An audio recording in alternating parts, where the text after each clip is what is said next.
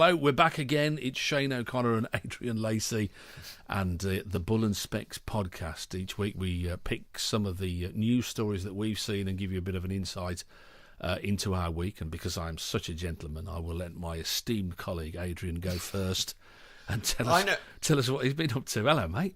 I know the real reason. Hi there. But the real reason is you can't think what you want to talk about. Don't know what I did yesterday. Never mind what I did this week. Exactly. You're not even sure your own name, but that's new fatherhood for you.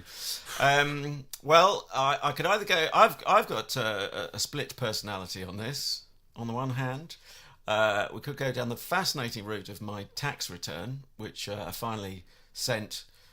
With a few hours to go, what is it that we do to ourselves? Do you do your we know own it's then? coming every year. Do you do your own tax? I did this year, but never again, I think. Wow, I'm really impressed with that. Well, no, you shouldn't be. And I hope they'll be sufficiently impressed. I have to be careful what I say. You never know who's watching these days. But because I'm so honest, it took weeks. No, the trouble was it was spread out. I didn't want to do it, and I could see the deadline loom. It's a bit like Christmas, and it's not like it doesn't happen every year. Yeah.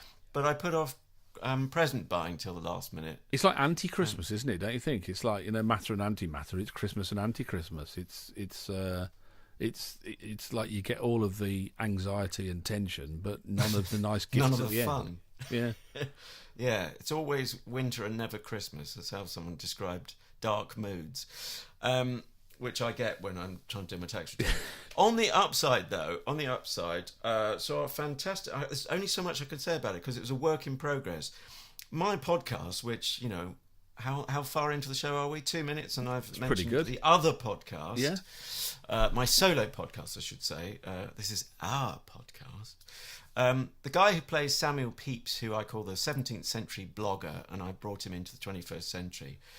A superb actor, which is why I chose him, but as if to prove the point even further, the talented so-and-so, he was kind enough, because we worked together, to invite me to this invite-only thing last night. And basically, it's a one-man show, it's a work in progress, and he just wanted to, at this stage, to get people's view on it, and people whose view he's amazingly, I'm in this number of people he values the opinion of. That was terrible grammar, but you get the idea. I won't say any more than it's about this real life very tall Irishman from the 18th century, so not that far away in time from Samuel Pepys. So it's a kind of fascinating era for both of us, but yeah, I don't think I could say much more than he just got this most amazing way of coming into the story completely obliquely. You don't see it coming, even though I knew, because he told me in advance what the outline of the story was, but I couldn't see how he was going to get to that from where he started, because he's in a completely different personality. And the one man show or one person show, there's nowhere to hide, is there? No. He's playing all the characters, as you have to, and his gear changes between 1 minute being a sort of rural Irishman or Irish woman even, to a posh sort of Georgian English gent, and it becomes a bit of a freak show thing. This poor guy being sort of trotted around at sort of fairs and circuses, that kind of thing. So it's going to be an amazing work. It's already amazing. Effectively, I think he's got, and I said this as part of the feedback that we're all sort of dibbing in, I think he's got Act 1 now. Just needs to, he's got to find Act 2 and 3, but I have every confidence he's going to do it, and it's going to be a superb show. Do you know what?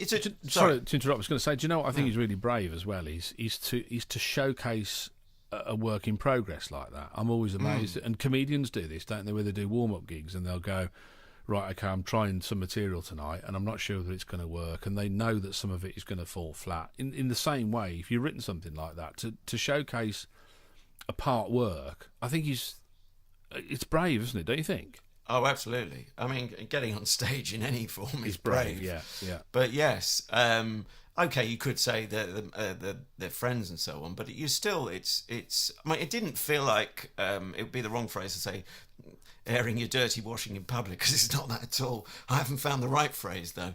But it's bearing your soul, isn't it? I mean, that's the thing. It's like bearing your. It's that like a painter painting something, and then you have an exhibition and you have to sit there and watch people like or dislike what you've done. He's so sort of, it just strips you bare, doesn't it? I would have thought. Yeah, and I should name names here because he's fantastic. Keith Dunphy is his name, and if people want to hear him as Peeps, because that is, we hope, a fully formed work, it's londonpodcast.net, if I'm allowed to self-promote. Of course you are. Of course you are. If you're not allowed to, then... I mean, if you're not... No one else will. If this is our podcast, you're therefore one of the bosses, and if you're not allowed to as one of the... then what's the point? There's no point doing it, is there, really? So... I'll edit it out afterwards anyway, so...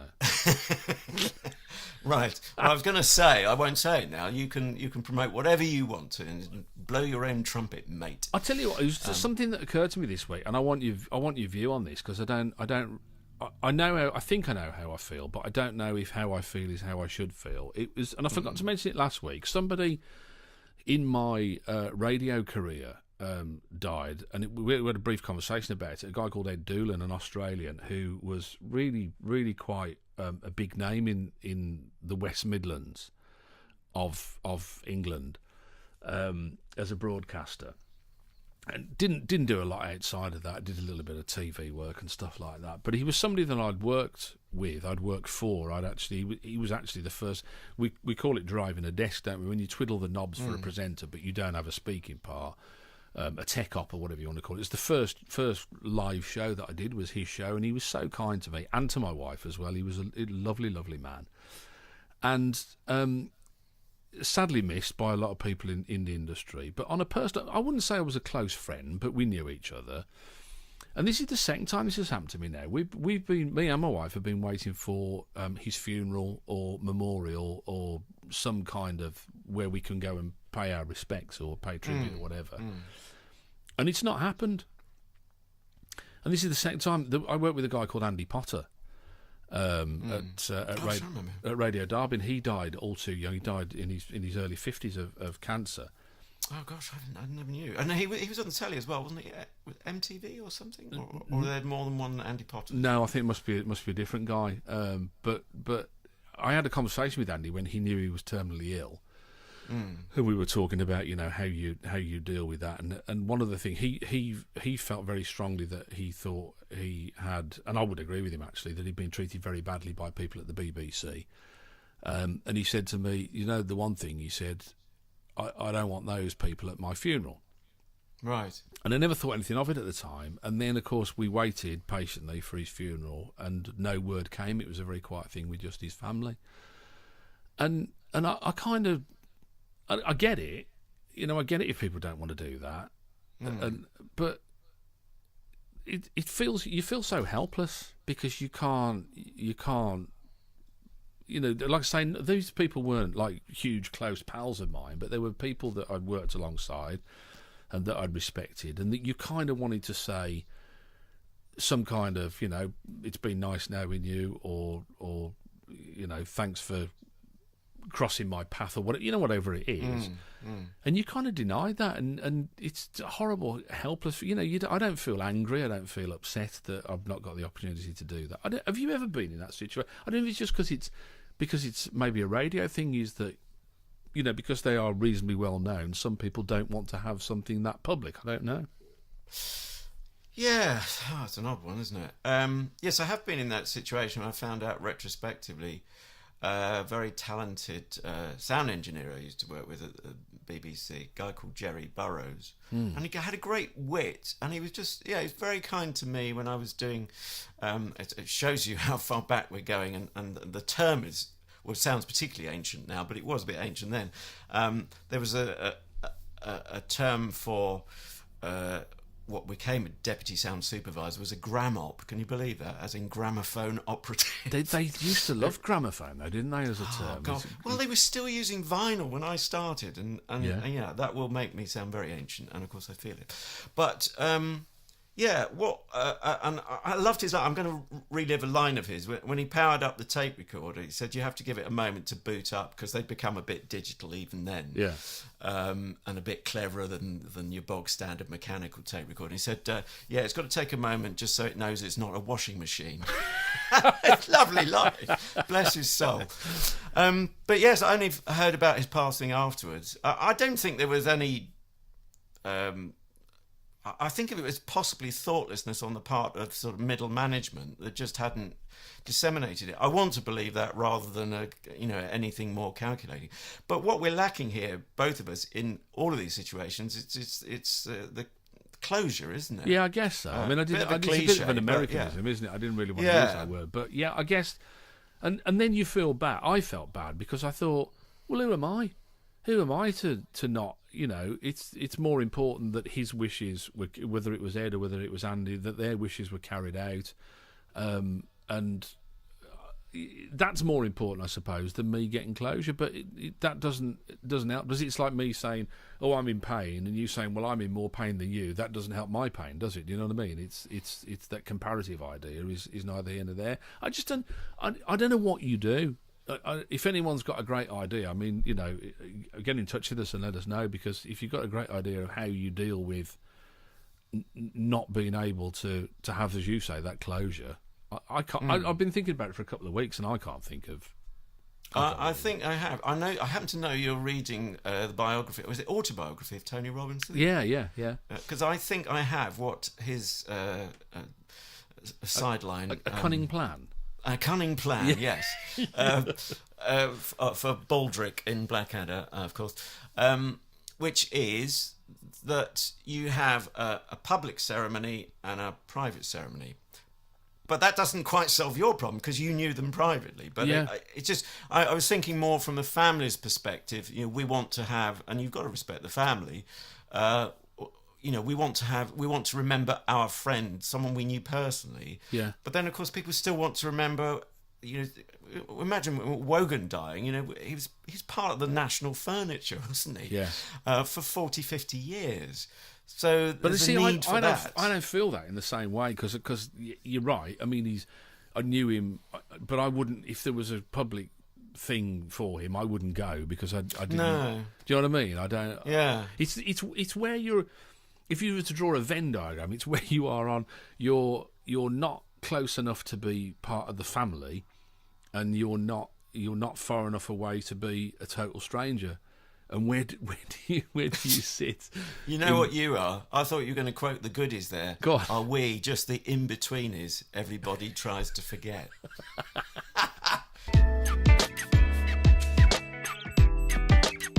So, if you are familiar with Bull and Specs, and we trust you are subscribing, if not, why not? And why not do it?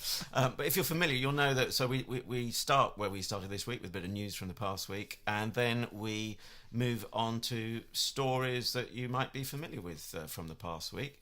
A couple of those, and we take it in turns. And apparently, this is my story. This is. Read what you like into the fact that I'm doing this story. One headline that's come off the back of this is Kelly Brook defends walk-on girls. That's as in darts matches. Those luscious ladies, if I may call them that, wearing silk sashes, and not an awful lot more, who, to my way of thinking, well, they provide a certain, shall we say, visual interest, but they're being withdrawn. And yes, to finish the headline, Kelly Brook defends walk-on girls in quotes sexism row, unquote, as she blasts darts bosses for caving into snowflakes. Yeah, I have to explain the snowflakes bit as well, don't I? Well, so it's the thing I love about this is I can't wait to hear what you're going to say about this, because this is your fault. Because was it a couple of podcasts ago you went, "I'm a snowflake." You're the one that's banned them. You scumbag. Well, yes, I tell you what, I speak with a forked tongue here, or to quote, if I may be slightly more crude with it, do you know you must know the magician and stand-up comic, whose name is completely... I must know him, I'm not sure you that must you do. know him, personally. I obviously don't. Jerry Sadowitz. It's the two Jerrys, I just mentioned Jerry Burroughs. Jerry Sadowitz, do you remember him? No. Oh well, he was the next big thing. As you know, I have a no name dropping policy, but clearly he's no name in your land. But actually, I think he should have been a huge star. Still could be. I believe he's still with us. You have to put these riders in now. Anyway, very edgy comic, and one of his quotes is, because he was trying to talk about the conflict in a guy's head, if you and elsewhere, if you're trying to be, your liberal lefty as he is, I believe still. He said, you see, the problem is, and I'll attempt a very poor Glaswegian accent. He's a Lithuanian Jewish Glaswegian guy, I think, right, in that order. He said, the problem is my brain's right on, but my knob isn't. And so he's talking about the clash. And I'm here, I've just got this story up, as it were, and I'm thinking, I'm conflicted here, because I can do this, I'm a feminist with a capital F, and then I see a picture of what can only be described as a woman straddling a tyre. This is the other side of the thing, not just the darts girls, but also you'll know about the Formula One girls. And yes, she's forgotten to put her top on, a full top. She'll catch her death like that. She's got this sort of sponsorship of PlayStation on an extended kind of brassiere, and I have no idea who the guy is over her shoulder, and my eyes are not drawn to the talented Formula One racing driver over her shoulder. I don't know why. I can't believe this. I'm more right on about this than you are now, then, because I thought you might be. Because I was really offended, not because I thought, oh, they're really quite tasty or whatever you're not allowed to say these days in Carry On style. Yeah, but I thought, hang on a second, this is somebody's job. I mean, and I speak as somebody who, I firmly believe was ousted by the BBC for not being a woman because, he made it clear, the Director General made it clear. What's his name? Lord Hall. Lord Burke of Hall, whatever he is, or whatever. Definite. Yeah, made it quite clear that he wanted women in the job and he didn't want men, which is completely sexist and completely outrageous and completely wrong. But I'm just thinking, hang on, these girls here, they're doing nothing wrong. They're models, essentially, aren't they? You can call them grid girls at motor racing, you can call them walk-on girls at darts, but they're models. I mean, that's what they do, or they're promotional girls. And you kind of think, well, personally, I couldn't care less whether they're there or not, because if I went to see darts, I wouldn't want to see the models, I'd want to see the darts. If I went to see the football, I wouldn't be bothered about seeing models parading up and down, I'd want to see the football. That's what I'm going to see. But yeah, I kind of think this is outrageous, not least the fact because these women are going to be ousted from their jobs. What's the future for them? The future for them is they've probably got a massively full diary, and it'll just be, I might be able to take that afternoon off, and then I'm doing this shoot in London at the weekend and all of that. I mean, Kelly Brooks has done very well for herself, and if you're at that level, chances are you're quite busy. So, yeah, I'm not sure how... Somebody will suffer, though. There will be victims of this, won't there? Let's be clear about this. Let's not pretend that it is all inoffensive and, what did the Sun call him? John Snowflake has done everybody a favour. And, there will be casualties in this. There will be victims of this, and there will be people who won't get as much work as they would have done. It was quite interesting. There was on Twitter, there was a lady, I don't know her name because I don't really follow motor racing that much. I'm not a big fan. But she put two pictures of herself side by side. And one of them was when she was at a race day, actually racing. So she was in a racing gear posing by a car. And the other one was when she was at Formula One and she was a grid girl at Formula One. And she said, I'm amazed that, people are offended by the picture on the right when I'm a grid girl. But look at me, I'm a really empowered woman on the left when I'm racing. She said, I enjoy doing both those things. Why can't I have the choice? And this is the problem, isn't it, with this kind of right-on behaviour or whatever you want to call it, is that let's not kid. Like, this is why I'm not a feminist. We've had this conversation before. Is because if you favour somebody, you will automatically do somebody down. That is the law of how it works. If I say I am only going to employ white people, then people who are not white will suffer. If I'm only going to employ lesbians, then people who are not lesbians will suffer. There is no way around that, and there is always a victim by this, and this is why I find it so so offensive. But I mean, as far as like seeing girls in their bikinis, I'm not bothered one way or the other. To be honest, you ever been to a strip club? No, but one sort of came to me once. Right. Can I just pick up? Well, Oh in God, a I manner don't of want to speaking. leave that there. That is just awesome. What is it? Is it I like a don't- I mobile didn't wanna- library with the strip Can club? I quickly say, I will come back. Sort A of room mobile service. strip No. club, I love it. Sorry, no, I haven't. No, I've never it's a been to great strip idea. I club. think you've hit on a future business project. I'm going to write that down. Can I just actually, yeah. say, I actually think you will deny this, but you are actually a feminist, and actually, No, I'm not. Only people who say I want one gender or one sex to be advantaged over the other are actually privileging one against the other. Actually, feminism is about equality. No, it's not. It's about supremacy. But, No, but you see- we've had this conversation well, before. we have, It so can't be. we You have can't to- say I'm gonna favour one. It's like somebody sent me an email the other day. And said get your tickets now to women in IT or something like that. These tickets are only open to women. And I've immediately unsubscribed, and they said, why did you unsubscribe? And I said, because I don't want your sexist propaganda anymore, because I think it's disgraceful, and you shouldn't be allowed to do that. You shouldn't be allowed to say no men allowed. That's wrong.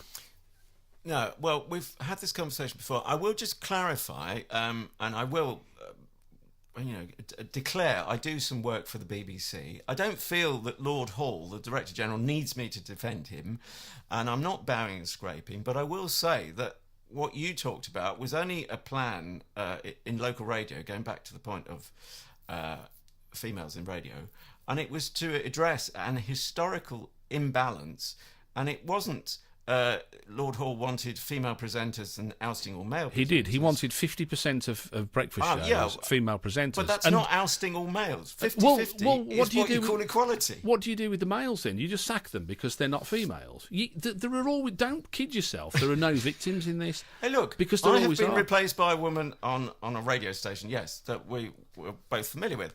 But I've been replaced by a man at other times. Yeah, I and I don't lose got no sleep problem over it. with I'm that. freelance. But when somebody says this is the plan, You have no problem with me being No, ousted from the air. I got no. I'm teasing. I'm teasing. If you replace, that's fine. But if there's a plan, it's like saying, oh well, I replaced a black guy with a white guy because we just the figures weren't very good or whatever. But people are allowed to go, oh no, that's racist. Well, but if you've actually got a plan that says I am going to replace men with women and I want over 50%, and he's achieved that. Believe me, I can give you the figures. He's actually the latest one to go was Radio Northampton. Stuart Linnell has been removed and he's been put on Drive, and a woman's been put on Breakfast. But you can never prove that wasn't going to happen anyway. Yeah, but he said I'm going to do this. It's not about proving it. It's like walking in and the murderer. Yeah, but people do tend to move from breakfast shows to drive time. No, Often. it's like walking in and the murderer's there with a big bloody knife, 10 inches long, with blood on the end of it, and he says, I stabbed him, I'm glad I killed him. You're going, well, where's the proof? He said he was going to do it. Well, I think what will make you happy to come back to message, having gone slightly off topic, is... I think it's the same thing. What my point is, and I think it's I- the same thing, there's always a victim. Don't kid yourself, there's never a victim. Yeah, but the problem is you're trying to deal with an historic imbalance. The Guardian has got... Let's move it away from the beat. No, The well, hang on a Guardian's sec. Why are you not trying No, to... no. Why are you not trying to cure a historic imbalance with these walk-on girls then and saying, right, Well, I we're was going to have say, I'm just 50% about men. to suggest... Yeah, fine. And Right, we can have some but we're not. beautiful We're men. going to get rid of it, aren't we? Well, we're stopping I'm it not completely. actually the one in charge. I've got no problem if you wanted to have male models as well as female models. I don't have a problem with that. I'm sorry to disappoint. But here's the question: why aren't there more female racing drivers at the top? I don't know. Why aren't there more? Sorry, I thought it was a joke. I say. You've Well, delivered the punchline. do you know- I don't know. I don't move in those circles. But Is it something to do with parking?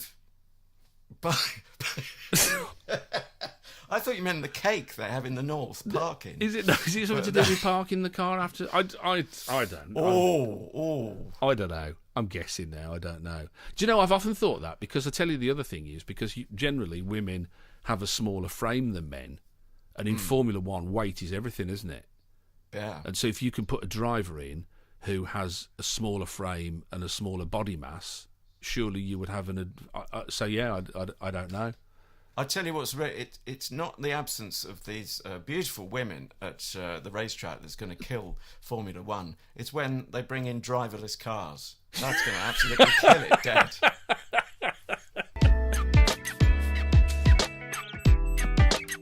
Okay, our final story on the Bull and Specs podcast today is about a fella who was inquiring about a job for to be a delivery driver with the delivery firm UPS, and they said, yeah, okay, you can have a form, and they gave him a form and everything to fill in. And the guy it was at jobs fair, Adrian, and the guy before he let him go, he said, "Oh, there's the form."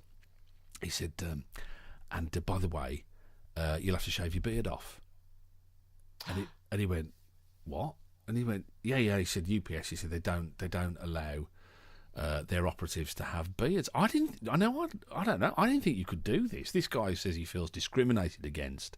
He said, "I can't believe," he's in the East Midlands. This was. He said, "I can't believe it." He said, "I've worked for Nottingham City Council." He said, "I worked for the NHS, Marks and Spencers," and he's worked with the police force. I guess that was in a civilian support role. All customer facing, all frontline jobs. He said, and nobody has ever said, "Shave your beard off." You put that rider in about the police, but it doesn't actually say that, does it? Because you can actually have a beard now. I said that because it didn't used to be the case. It said he worked with the police force rather than... Right, it's the way they phrased it. Than for the... Yeah, the one that I knew that you couldn't have a beard, and I think you can now, was the fire service. And the reason that you couldn't have a beard in the fire service was because it interfered with your breathing apparatus. Right. Fairly, completely legitimate, isn't it? But I think even now, because of the way the face masks have changed, I'm breathing. Correct me if I'm wrong, if you're watching this or listening to this. I think you can have a beard. But yeah, I was absolutely, because I'm sitting there thinking, so okay, UPS deliver parcels. Why do they worry that some of the smaller ones will get lost in people's beards, or And then I could imagine Roy Wood delivering your parcels, but only at Christmas. What a wizard idea! Yeah, and you go to him. I wish it could be Christmas every day. But yeah, I bet he does. Yeah, the money he gets. But no, I was kind of thinking, so why? And then the real shocker for me was they contacted the newspaper that did the story. They contacted UPS and said, is this? We've heard this, and I thought they'd say, "Oh no, they've got it all wrong" or whatever, and they went, "Yeah, it's true. It's policy." Yeah, it said a spokesman for UPS said it prefers its drivers as ambassadors of the company are clean shaven. A statement said this is a guideline that is known and accepted by its employees throughout the company, and explained to any bearded applicant wanting to work in the customer-facing capacity at UPS, employees may, however, have beards for medical or religious reasons. So what they're saying is not only are they discriminating against men with beards, but they're also discriminating against people who have no religious beliefs but believe they should have a beard. What's to stop him saying, "I'm actually in a one-man religion called the Beardy Sect"? The beardy parcel deliverers. And if they say, I now call it the Madeline question after my niece, and I'm afraid it is going to be a hashtag name drop. I once told her, and it was absolutely true, I once told her I worked with Kylie Minogue. Okay. And she said, 2-word response, "Prove it." That's pretty good. And I thought, and that was before the days of selfies. There was no photographic evidence. So if you say, "I'm in this beardy sect," and it's my one-man religion, yeah, and they say, "Prove it," I say, "Prove I'm not in that religion." Yeah. Do you think they just say, "We're not giving you a job because it'd be easier"? They might, yeah. It would flag up the difficulty of working with me. I would have thought that we're both similar kind of people, obviously, because we both thought, okay, how can we subvert this rule that they've just arbitrarily made up? And my idea was, my idea was to say, I was sort of thinking along the medical condition. I've got a medical condition that means I have to grow a beard. And I suppose the only thing I could think of was maybe some skin problem that I couldn't think of anything else really, other than that I I get a terrible rash if I shave, and I'm off work because I've got a terrible rash. Do you know? I don't know how you would get on with that. Right or wrong, though? I just think they're really so out of order to do. Do you think they're right or wrong? Do you think they have a right to say, I don't want people with a beard? Well, I think it's nonsense because of the exceptions. Can I confess, there's a phrase I'd never understood. The exception proves the rule. Right. Does that apply here? I've never understood that. It does my head in to this day, and I should understand it, being a wordsmith. But certainly the exceptions, to me, I think they might disprove the rule. Because if I can look at a UPS van turns up, and by the way, they've got the cleanest vans in Christendom. I do notice that about UPS vans. You never see a speck of dust on a UPS van. So they're obviously very hot on corporate image. Do you know, I've never you're right, I've never noticed that, but now I thought about it, you're right. Check me on that. Yeah. They are the cleanest vans on the road. They're like the Eddie Stobart of parcel delivery, aren't they? Because Stobart's like that, aren't they? They won't. I mean, you'll get sacked if you don't look after your truck, I'm meant to believe. Yeah. But if a guy gets out and he's got a beard, that's if I notice it. I don't think anything of it, and I certainly don't think it interferes with his ability to do his job and deliver the right parcel to the right house. Yeah. But if there are those exceptions, then, and for whatever reason, and the public aren't thinking, oh, it must be religious, or, oh, he must have a skin condition. How terrible. What are they doing hiring a guy with a skin condition? I'm not touching the parcel after he's been near it. Yeah. Of course, people don't think that, and that's the point. And then, so if there are these exceptions, why can't there be other exceptions? Well, for a guy who wants to wear a beard, or like me, is too lazy to get up early enough to shave it up. To have a shave. You see, I don't know about you, but I can only go so far with a beard, and then it just becomes so itchy and uncomfortable that I have to get the clippers on and take it off. Yeah. So I'm a bit jealous of people who can have a nice beard in that sense. But the next time I get a parcel delivered by UPS, I'm going to find myself saying to them, "Hello, are you religious?" And if they say no, not particularly, and I'll say, "Have you washed your hands? Have you been touching by some quirk of fate? Have you been touching your face?" I'm not touching your face. Yeah. By some quirk of fate, the doorbell's just gone, and I bet you a pound to a penny that is actually a delivery. But I can't swear it's. I nearly said USP. Their USP is you can't have a beard. UPS. Do you need to get that, or will they try and squeeze it through the letterbox? No, because it's probably not for us. Bless her. It's usually our neighbour. We are the intermediary for our neighbour's delivery service. In fact, we're a sort of subcontractor. I'm not complaining. We had that actually. The house we used to live at was our next door, but one neighbour was so good, and I thought the day we left, I thought he's going to have to not worry about buying doorbell batteries now because we've gone because it was always, I feel really bad. I was going, "Oh, Chris, I'm so sorry." He goes, "No, don't worry, he was a lovely bloke, don't worry about it." But yeah, he wasn't like you. He didn't moan about it quietly. Well, I don't think he did. Now I'm starting to wonder. Nobody moans quite like me. Interesting. And I always read the comments on newspaper, things like that. If the chap needs a job, then he should shave his face. If this beard is more important than his need for work, then fair play, but why go crying to a local rag about it, said somebody in the comments section. I think they're missing the point. What if they'd said, we don't want people who are Welsh, we don't want bald people, we don't want people with one leg. How is some discrimination okay and others isn't? And is it am I being, is that too oversensitive to think that, well, that's discrimination in the same way?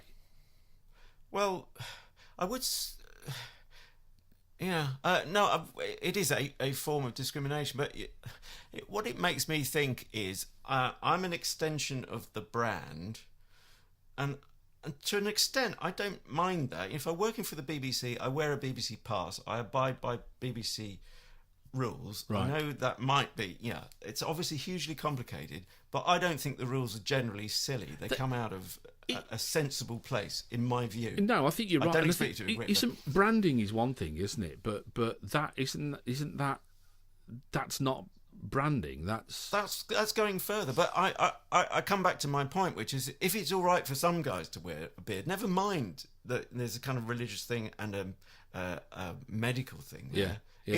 It's all right. They can live with the fact of their van with their logo on, guy in a uniform and a beard. They can obviously live with it some of the time, so why not All of the Whenever. time. Yeah. Chill, guys. We got too overcomplicated as well. You know, you were saying you invented a religion and all the rest of it. All you've got to do is let's say about what about your being and go, I'm a Sikh. Well, that is the religious exception. People wouldn't go, no, you're not. Prove you're a Sikh, would they? Surely. They might get a bit suspicious when they find out I'm from Watford and I haven't got any Asian roots whatsoever. You could have converted. I mean, I don't know, but assuming you can, I don't know enough about the religion, but most religions will become converts, won't they? Because that's how they grow. Yeah, I guess. So, but as long as they don't ask for any documentation. I don't know what documentation. I've got my Sikh ID card here. Hang on a second. I've got my warrant card. I'll say I've lost it for a moment. Hang on. There is it's a different religion, but seek and ye shall find. So I'll keep looking. Oh, no. See what I did there? A bit of Christian. You see, I don't want to give UPS a help here, but if anyone does claim to be a Sikh, just say to them, show us your kirpan. Oh, like him. Aye. And then if I'm not going to query that because you sound dangerously like you know what you're talking about. If they haven't got a little dagger on them, throw them out on their ear, mate. Shave them forcibly. That's Hey, talking about having the a websites shave, you go on. Yeah, it's time for us to go and have a wash and brush up somewhere else, isn't it? We've run out of time for another episode of Bull and Specs. If you've liked what you've seen and what you've heard, beard or no beard, maybe we should. And I should say, if you're just listening, you may actually hear it, but Shane is actually stroking his beard as he says that. Yeah, hang on, I can do better than that. Actually, listen to that. Oh, do you have to? That's just my legs. Actually, like that. Keep going. I forgot what I was saying. Oh yeah, if you'd like to send me a razor. No, hang on, that was another one. If you'd razor like, laugh. Yeah, if you like what you've seen and what you've heard, then don't forget there's lots of great ways. Or at least one of those two. Yeah. if it's neither, we're stuffed, aren't we, Reece? We're hoping it's at least one. And if you don't like beards on YouTube, then yeah, we are a bit sunk, aren't we? So don't forget, there are lots of ways that you can catch up with the Bull and Specs podcast. Of course, you can do all the audio thing where you normally get podcasts from. So iTunes, Spreaker. It's actually on my website as well, shaneoconnor.net. Oh, and iHeartRadio as well. And of course, if you want the added frisson of careful what you wish for. Yeah. If you want to see the gruesome pictures that accompany these audio broadcasts, you can do that as well, can't you, Adrian? You can indeed, and you just go to YouTube, or even on YouTube it says the YouTube app. So I get that from Uncle Bryn, from Gavin and Stacey. I always want to say go to the YouTube and just search Bull and Specs. But you don't type out the word and A-N-D, you put an ampersand in, which is where on your QWERTY keyboard, it's Mr. O'Connor? Above your number. So this is why we work so well, isn't it? Because I'd forgotten that you have to put the ampersand in. And you'd forgotten where you'd left it, so it is on the number 7 key. We've got half a brain each, but between us, it all comes together. Yeah, we're kind of the man with half a brain each. But listen, thanks for your company this time round, and I promise that I won't be clean shaven next time. And me neither.